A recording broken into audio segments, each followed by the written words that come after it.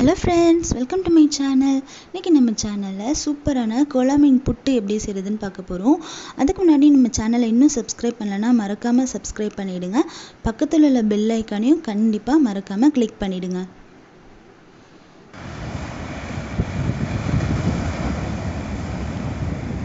So இப்போ Cola மீன் வர ஆரம்பிச்சிருச்சு. அதனால நான் ஒரு 8 கோலா மீன் வாங்கி நல்லா வாஷ் பண்ணி வச்சுருக்கேன்.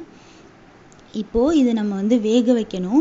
இப்போது ஸ்டவ் ஆன் பண்ணிவிட்டு ஒரு ஆயில் பேன் வச்சுட்டு அதில் புளியந்தழையை நம்ம வச்சுக்கலாம். அதில் தேவையான அளவு தண்ணி சேர்த்துக்கோங்க.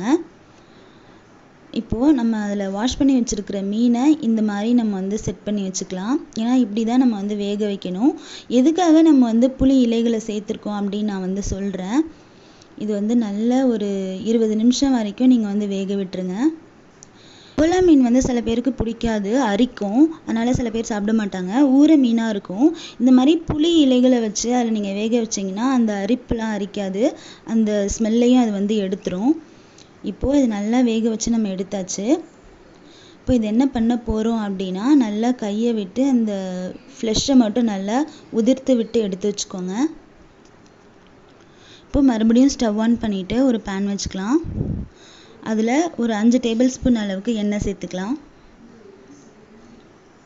இப்போது 1 டேபிள் ஸ்பூன் அளவுக்கு சோம்பு சேர்த்து பொரிய விட்டுறலாம். அடுத்து வெங்காயம் சேர்த்துக்க போகிறோம். வெங்காயம் கொஞ்சம் அதிகமாகவே இதில் சேர்த்துக்கணும். சின்ன வெங்காயமாக சேர்த்துக்கோங்க. இல்லை வெங்காயம் அதிகமாக சேர்த்துக்கிட்டா தான் இந்த ரெசிபி நல்லா டேஸ்ட் கொடுக்கும். அடுத்து ஒரு 2 பச்சை மிளகாய் சேர்த்துக்கலாம். சேர்த்து எல்லாத்தையும் நல்லா வதக்கி விட்டுருங்க. நல்லா பொன்னிறமாக வதங்கட்டும்.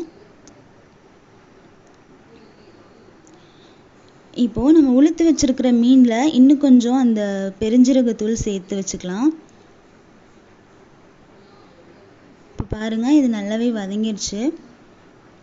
இந்த ஸ்டேஜில் நம்ம உளுத்து வச்சுருக்கிற இந்த கோலா மீனை சேர்த்துக்கலாம்.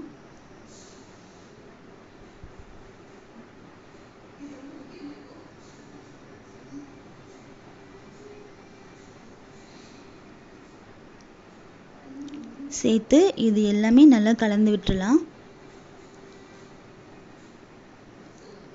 அது கூடவே 1 டேபிள் ஸ்பூன் அளவுக்கு மஞ்சள் தூள் சேர்த்துக்கலாம். அடுத்து தேவையான அளவு உப்பு சேர்த்துக்கலாம். தேவைப்பட்டால் நீங்கள் மிளகாய் தூள் கூட சேர்த்துக்கலாம். எந்த மிளகாய் தூள் வேணாலும் சேர்த்துக்கலாம்.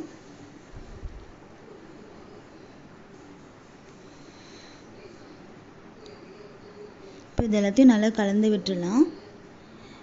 நீங்கள் விருப்பப்பட்டால் இதில் எக்கு கூட உடச்சி ஊற்றி நீங்கள் பிரட்டிக்கலாம். அது இன்னுமே நல்லா டேஸ்ட்டாக இருக்கும். இப்போது ஃபைனலாக நீங்கள் தேங்காய் துவிக்கோங்க. எக்கு ஆட் பண்ணால் நீங்கள் தேங்காய் சேர்க்கக்கூடாது. நான் இதில் எக்கு ஆட் பண்ணல, அதனால் தேங்காய் சேர்த்து நான் முடிச்சுக்கிறேன். ஸோ தேங்காய் சேர்த்து நல்லா கலந்து விட்டுருங்க.